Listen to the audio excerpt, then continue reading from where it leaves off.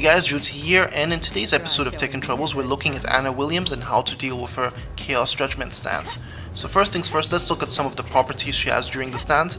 And the one thing is that she has an inbuilt low parry launcher system, means that if you try to use a low on her, she will launch you automatically. That also includes a crouch jab, so be careful. The other thing a lot of people don't know is that if you try to grab her in this stance, she will counter your grab and throw you instead, so keep that in mind. So now we're going to look at some of the options she has out of the stance and how to deal with them, but specifically out of the string, which is most common in beginner and intermediate level, being forward forward 3-4 into Chaos Judgement.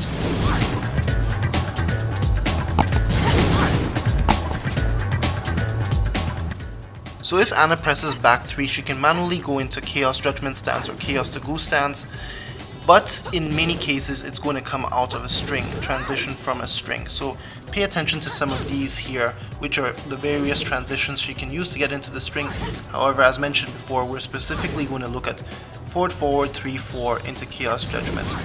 The reason for this string in particular is because it is mostly used at intermediate and below, and the other thing is that it can be annoying when you don't know how to deal with it. So first things first, if she just goes for forward forward 3, she's at minus 13. If she goes for forward forward 3-4, then she's at minus 23, so that's if she doesn't transition into the stance. And then if she goes for the last kick, so forward forward 3-4-3, she's at minus 14. Now in the scenario which we are in, where she uses forward forward 3-4 into Chaos Judgement, she's actually at minus 9, so she's safe. So what you need to pay attention to is how quick you can react to her transitioning into the stance, because it's not her turn, it's your turn. She's at minus 1. However, here are some of the other options she has from that stance. So her first option, her one option, is a relatively fast move coming out at 11 frames. It's minus 9 on block though, so it's safe.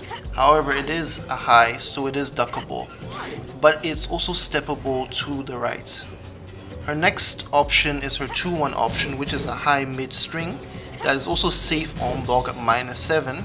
However, this too is steppable to the right. Now we look at her 3 option. It looks safe, but this is actually minus 12, so make sure you punish it each time. Don't let her get comfortable with it. And this too is steppable to the right.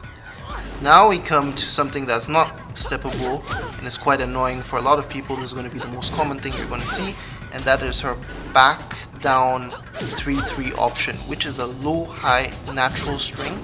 Means that when the first one connects, the high is also guaranteed. You're mostly going to have to go off of a read because this is an unseeable low. However, if there's a bit of space between you and her, you can actually backdash, make the first low whiff, and duck the high, and then launch punish her for using it. You also have another option at your disposal, and that being if your character has a generic down forward 1. So a quick 13 frame mid, what will happen is that it will interrupt the string before it even starts from Chaos Judgement. And that's for this specific option and most of the other ones I'm coming to mention. Let's continue. If Anna's feeling a bit frisky, she can decide to go for a hop kick, but just like with other hop kicks, she is at minus 13 on block, and the move is quite linear, so it's steppable in either direction. However, I've mentioned that Anna is quite steppable, specifically to her right, so to deter you, she also has another option apart from the down back 3-3, which is her 1+2 option. This forces you into crouch, and it's minus 4, so it's safe on her end. However, the move is actually steppable, but to the other side, to the left instead of to the right. And she also has her shoulder attack, or her booty attack if you want to call it that way, that tracks pretty well to both sides. However, it is minus 16 on block, so you can launch punish it. So now some options that are not used that often, one being her power crush. It is minus 14 on block, so punish it properly. However, it is very linear and steppable to both sides. What's also very steppable is her 4 option, which is a low launcher. It comes out actually quite slow, so with a bit of practice you can react to this. You're not going to see that often though. And as mentioned, it is quite steppable. So now let's quickly look at her roll, and that being if she uses Chaos Judgement and presses forward forward. Of course, being a roll, she goes underneath highs. However, let's look at her first option after the roll, of course pressing 3, being a mid launcher that is minus 11 on block. However, most characters are going to have to settle for generic crouch jab as a punish. It is theoretically side walkable, not steppable, side walkable in both directions.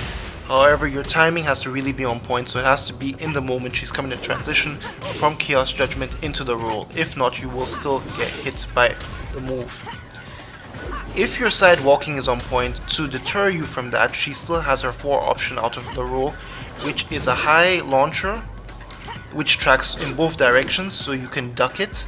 However, you're not going to see this option that often. Instead, what you're going to see 9 times out of 10 at intermediate and below is that she'll go for the roll, go for none of the options.